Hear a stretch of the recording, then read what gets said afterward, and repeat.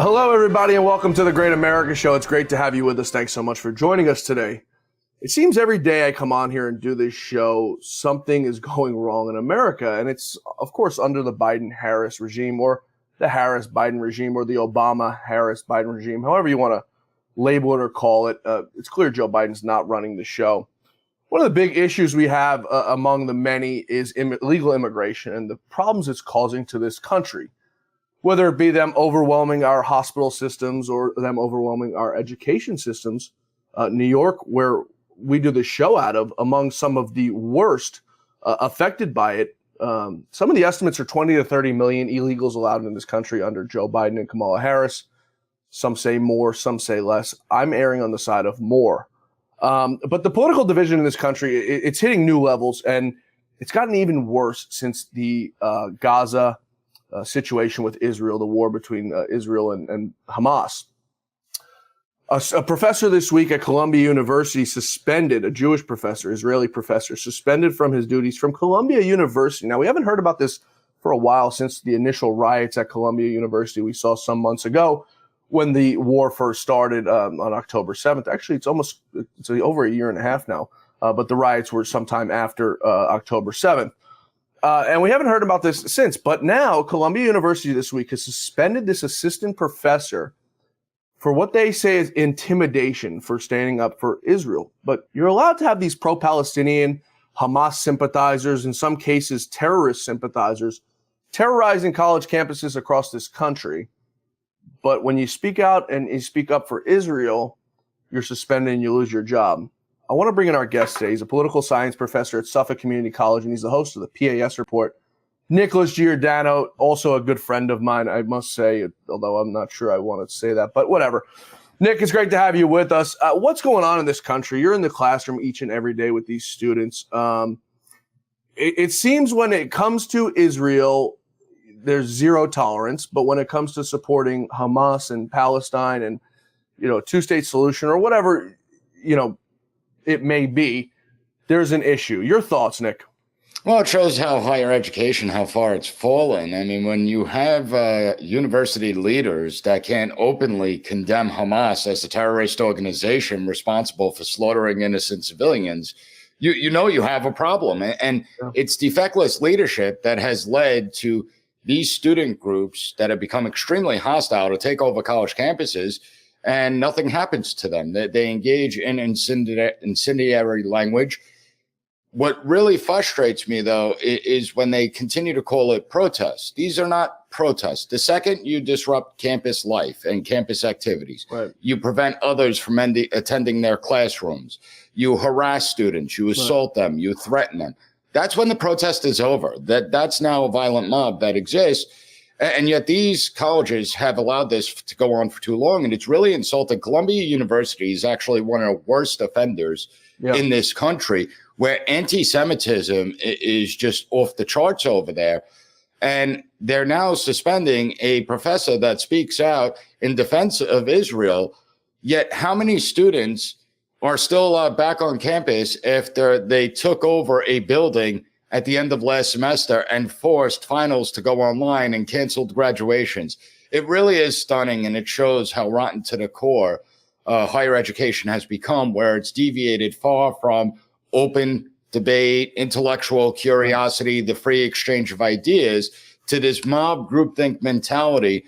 And all you are witnessing is the anti-Americanism and anti-Semitism on display.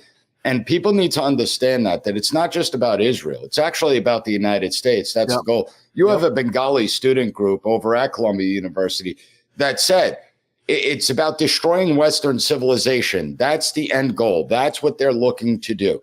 That the United States and Western civilization is responsible for all the world's ills, and so it must be destroyed. And the question is, well, then why are you here? I mean, I just don't get it. Yeah.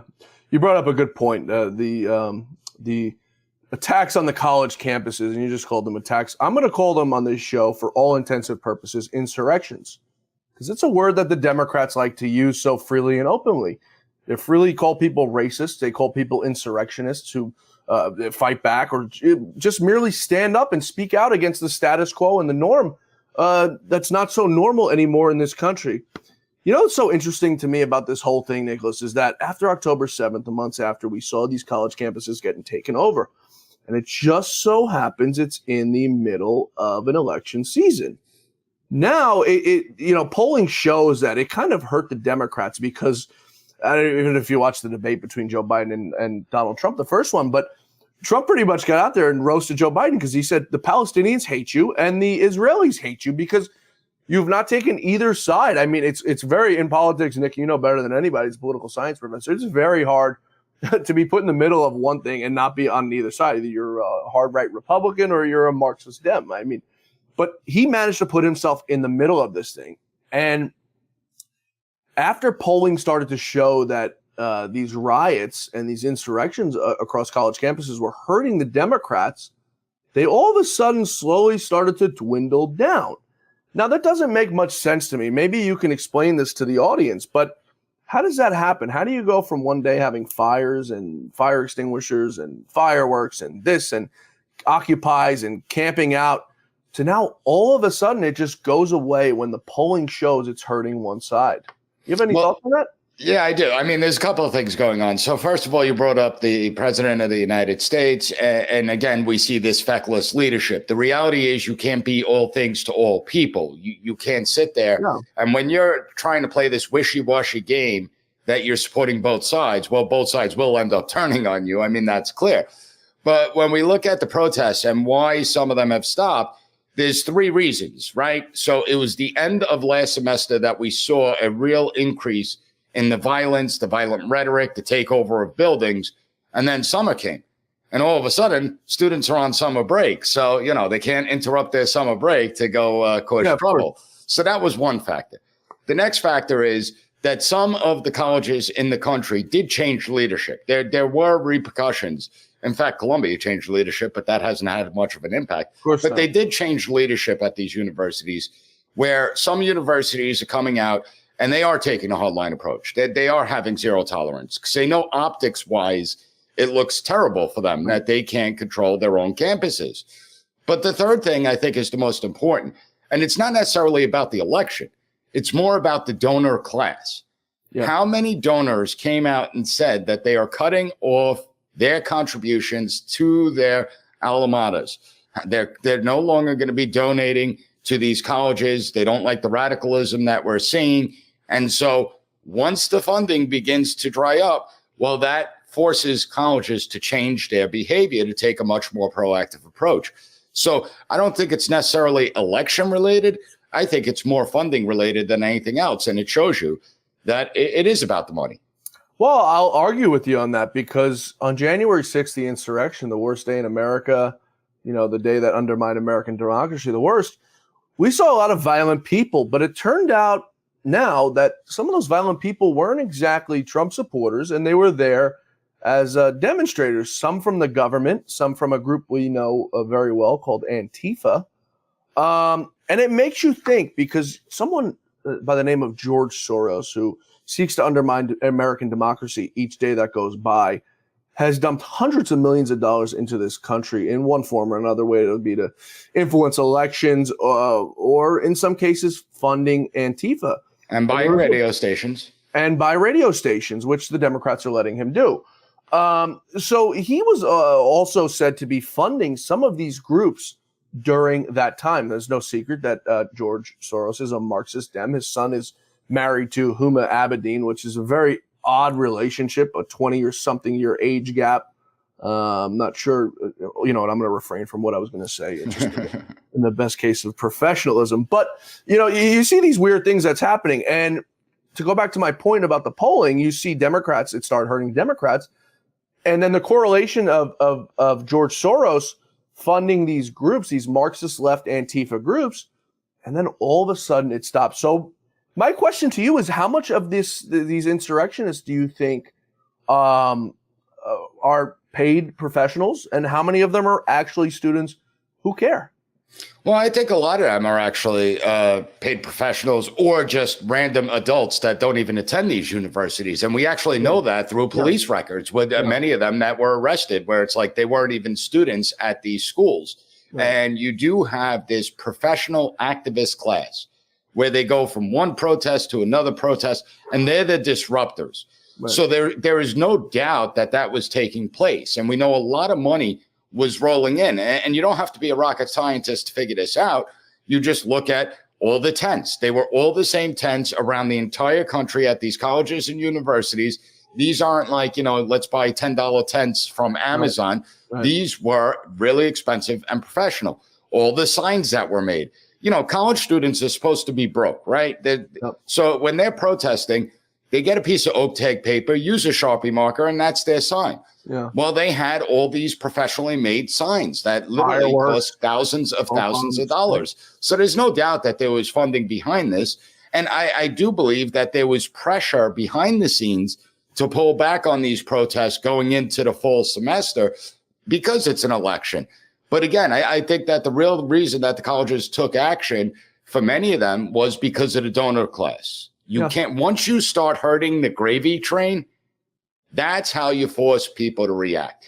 And the gravy train is the most important thing. But I don't think it's the end with these protests. I think it may be just the beginning.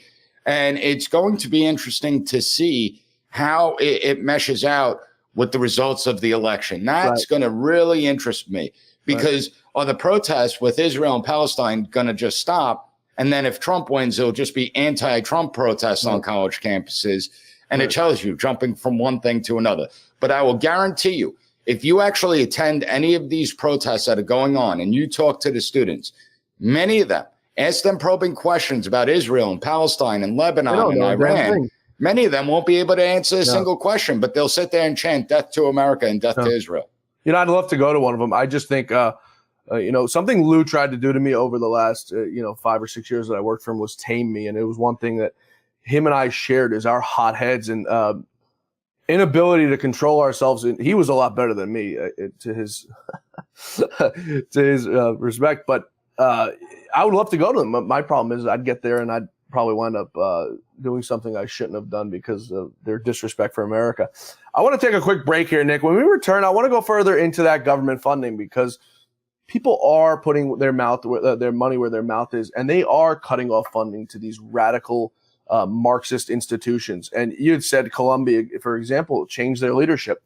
Nick, it's like changing one dirty pair of underwear for another dirty pair. I mean, it's the same garbage they're bringing in. We're taking a quick break here. We're talking with Nicholas Giordano. He's a professor of political science at Suffolk Community College, and he's the host of the great podcast, The PAS Report. We're coming right back. Stay with us.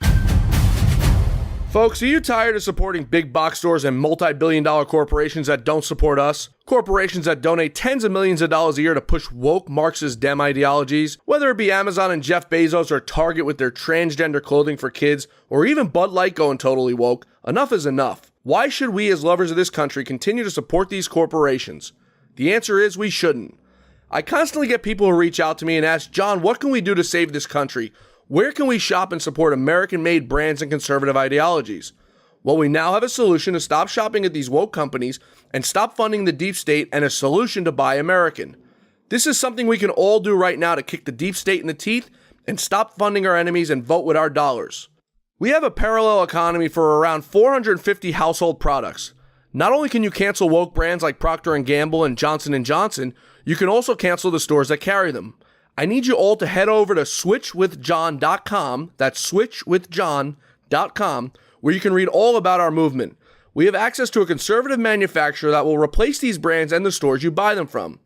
It isn't an additional budget item because instead of turning right into Target or left into Walmart, you're going to shop directly online, directly with the manufacturer. Folks, this is a patriot movement that is happening right now before our eyes. Every 47 seconds, a shopper is switching to our online store, and we need you to partner with us, join us, and band together.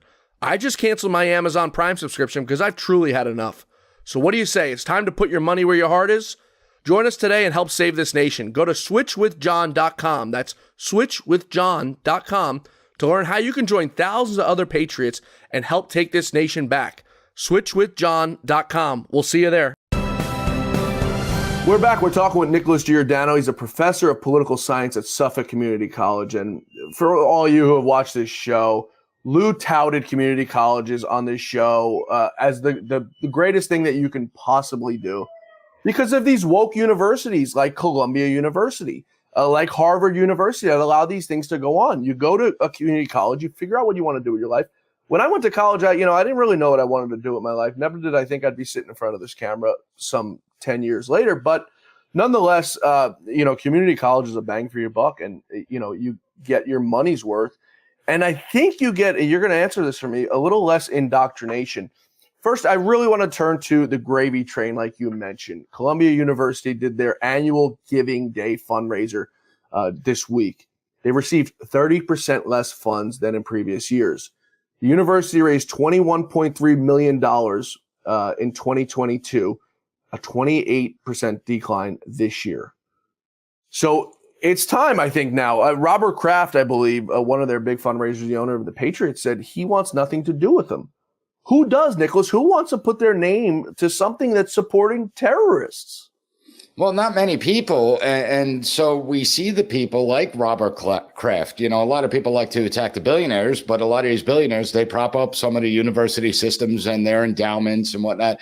And real quick, I just got to say it because everyone goes after billionaires. And of course, we're all jealous of billionaires. We want to be billionaires ourselves. But Nicholas, without billionaires, this country isn't built. I don't remember, but years ago, Occupy Wall Street, these people were camping out saying we want to get rid of banks. Well, I hate to break it to you. None of those buildings would be there without banks and without billionaires. I'm sorry. I had to get that off my chest because it's... Yeah, and don't forget, they also came with their Apple iPhones and their designer jeans and their Nike sneakers. So they're all hypocrites in the end. Made by slave labor, no less. Absolutely. But they're all hypocrites. And they're phonies. It's virtue signaling. All these people want to pat themselves on the back as if they're the moral holy warriors of the 21st century, when in reality, all they're doing is causing disruption and annoying other people.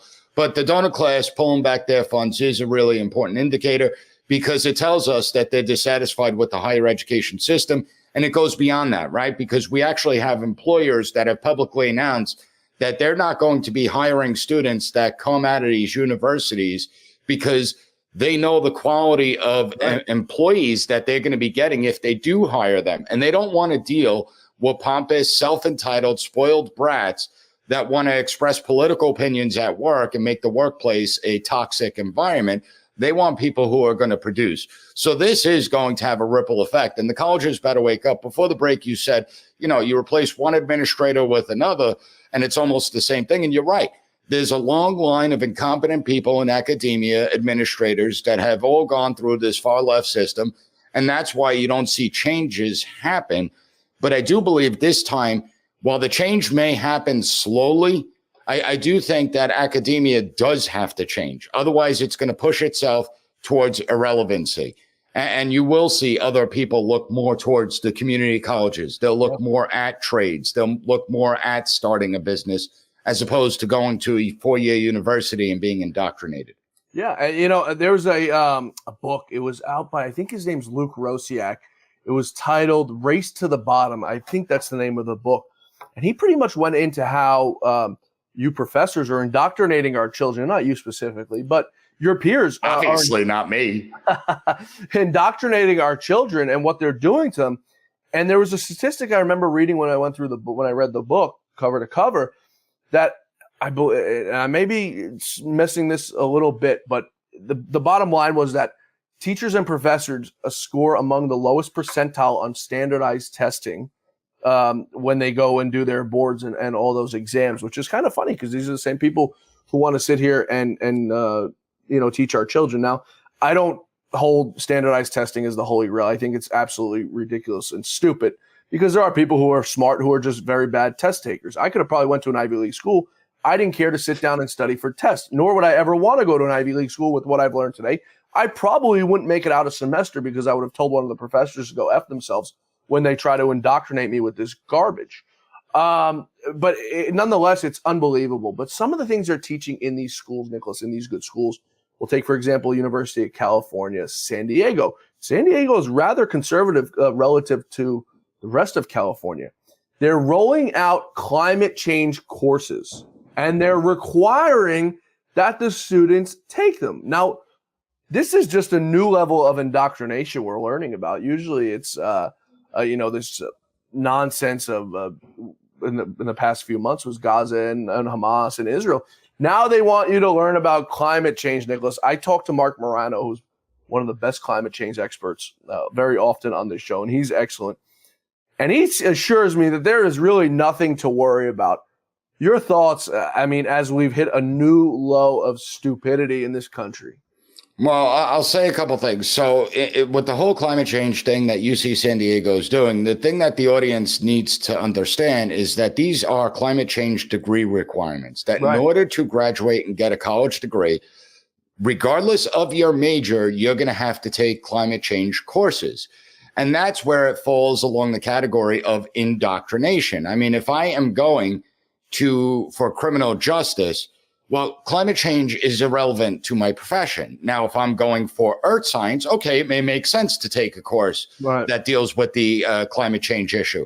So it's completely ridiculous. And it's not just climate change degree requirements where we see this indoctrination being pushed. Multiple colleges throughout the entirety of the country have also included diversity, equity, and inclusion degree requirements. So here in New York State, you have SUNY that now requires that you complete at least 6 credits of diversity, equity, and inclusion certified courses in order to get your college degree. Whether you're going to become a lawyer, an accountant, a gym teacher, it doesn't matter. Everyone has to take these courses in order to get the college degree. And that's where it goes into the line of indoctrination.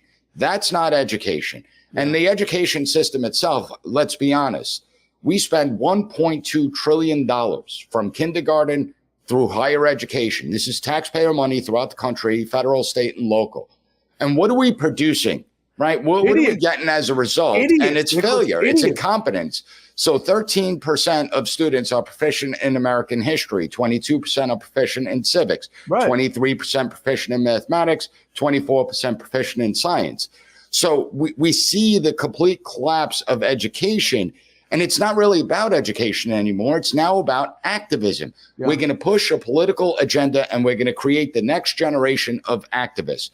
And I could assure you, you could match the decline within our education system with the decline of our nation. Okay. If we continue down this trend, history will show as we started to go down this road of activism and radicalism within our schools, the United States began to collapse. Because you can't have a bunch of people graduating that are largely incompetent and yet at the same time instill them with this disdain, this hatred for the United States that they're one day going to be leading. Yeah, absolutely right. You know, back when I got into this industry some years ago, it feels like forever now, but I was embarrassed that I was a millennial because I thought my generation of people were the dumbest generation of people that we've ever seen in this country. Just based on the stupid things that were happening. People were eating Tide Pods. I mean, there was Tide Pod trends. There was all these stupid TikTok trends and Instagram trends where you did stupid. And I'm sitting there like, is you really this stupid? Yes. And then we have the next generations and I'm like, oh my God, it's getting worse. I mean, is this even possible that it could get this bad? Well, actually, I'm going to be optimistic. It's actually not getting worse. Gen Z is actually more conservative than millennials are. Yes, but in the inception, it looked like it was going the wrong way. Now, I think it like you said, it's going. We got to take one more quick break here. We're coming right back with Nicholas Giordano, professor of political science at Suffolk Community College. Stay with us. A large retail store just canceled a huge order, leaving us with a ton of extra MyPillows. But you know what? That's their loss. I'm going to make it your gain. For the first time ever, you get standard classic MyPillows for wholesale prices, only $14.88. I can't believe I'm even saying that. Only $14.88. But it gets even better. For a limited time, I'm going to offer my entire classic collection at wholesale prices. Upgrade to a queen size MyPillow for just $18.88. King size only $1 more. Get my body pillows for $29.88 and multi-use MyPillows for only $9.88. So go to mypillow.com or call the number on the screen. Use your promo code to take advantage of wholesale pricing for the first time ever on TV, including my standard size MyPillow, only $14.88. They've never been offered this low before. We have limited quantities at this price, so limit's going to be 10, and once they're gone, they're gone. We're back. We're talking with Nicholas Giordano, Professor Nicholas Giordano, a professor of political science at Suffolk Community College, host of the PAS Report, a great podcast. I encourage you all to go subscribe and download and listen to Nicholas's guests and his insights past the show. I want to turn to an issue that I mentioned in my opening monologue, Nick, and that's illegal immigration and the effect it's having on our schooling systems. Now, I understand it wouldn't affect yours as much because you're in higher education, but for kids in grade school, kids in 8th grade and below, and kids in high school, there's some states now in, like, take, for example, Oklahoma, and Texas, and Tennessee, who are questioning the legality of having illegal immigrants in our schools without legal residency, and are they entitled to public education? Now, it's an interesting thing to think about. I don't know really where I stand on that right now, but it's a really interesting thing. If you think about it, you're here illegally, you're not allowed to be here, yet you're reaping the benefits of a taxpayer-funded institution. What are your thoughts on that? Well, by law, any child that comes over to the United States, any child that's a minor has access to the public education system because we are a human nation. And if we do have kids here, we would much rather them put them in schools as opposed to just being on the streets. But it raises a really important question. It's not cheap to provide this education. So take New York City, for instance. In 1 year, New York City got 30,000. The New York City public education system got 30,000 newly enrolled students that were the illegal immigrants, undocumented. Some of them were asylum seekers. 30,000. Now, everyone needs to do the math because it costs $38,000 a year per student. Per student. So 30,000 new students, $38,000 a year per those 30,000 students. You are talking about billions of taxpayer dollars that have to go to this. But not only is it the tax dollars that's only being impacted, right? The quality of education also gets impacted. If you have a classroom where there's going to be 5, 6 people, 7 people that don't know the English language, that can't speak English, well, how does that change the classroom dynamics? How does that slow the learning levels down for everyone in the class? And it really does become a problem. And the schools are not equipped to handle this problem. We see it in New York City. We're seeing it in Chicago. We're seeing it in Denver, Colorado. All these states that wanted to claim their sanctuary states are now reaping the problem of what they were preaching about. And they're all complaining because it's not like the federal government's providing the funding for these students. This is on the local residents and the state itself to provide this education. So it's decimating budgets across the country. So you have taxpayer dollars that are being used. You have students that can't speak English and are far behind, and the schools don't have the resources to take care of them. And so it's impacting the quality of education that American citizens and legal permanent residents get. And then you have the broader impacts within the society of what happens when you inundate areas with people from other countries that are not supposed to be in this country. Right. And it really is a perfect storm that we're witnessing. I mean, learning levels are at historic lows because of what they did during the coronavirus. The academic achievement gaps are at their widest levels because of what they did at the coronavirus. So students are already behind, and now they're going to be falling further and further behind as they simply cycle through the system. Yeah, you mentioned the humanitarian part of it. And I'm kind of, like I said when I asked you the question, I'm kind of torn on it because, I know many illegals who are in this country from Mexico, and they're good people. They're hardworking people. But at the end of the day, Nick, they're here illegally. They broke the law. They came here illegally. They're not supposed to be here in the first place. And, obviously we, as Americans, as human beings, we have hearts and compassion. But by allowing them to come here and raise their kids here and allowing them to have what is called an anchor baby, where if you have a baby in America and you and your spouse are illegal, the baby is automatically a citizen because he's born here. By doing that, you're incentivizing them to come here. You're incentivizing them by allowing them to use our schooling system. You're incentivizing them to come here. So that's why it's even worse than that. You're actually incentivizing human trafficking to a large degree too. I don't think people recognize that, when we look at the numbers, over 300,000 unaccompanied minors have crossed the border. So when they're unaccompanied minors, they're not with any parents or anything. And they're placed with someone that says that they're a family member. So I think it's actually even worse when we look at it from the humanitarian aspect. How is that humanitarian? Because these are the ones that are going to be targeted. And when you look at the gangs and recruitment in the gangs. You know, MS-13 isn't coming to me. They're not coming to my children. They're not coming to my neighborhood to recruit them. Who are they recruiting? Well, they're trying to recruit, you know, those unaccompanied minors that came into the country that don't have any real connections, that feel isolated or lonely. That's who they're going to recruit. So I think that what this administration has done, in my opinion, it crosses the criminal threshold. They opened the borders. They allowed this problem to happen. They thought they could control it. They have now lost all control over it. Yeah. And the situation is getting far worse.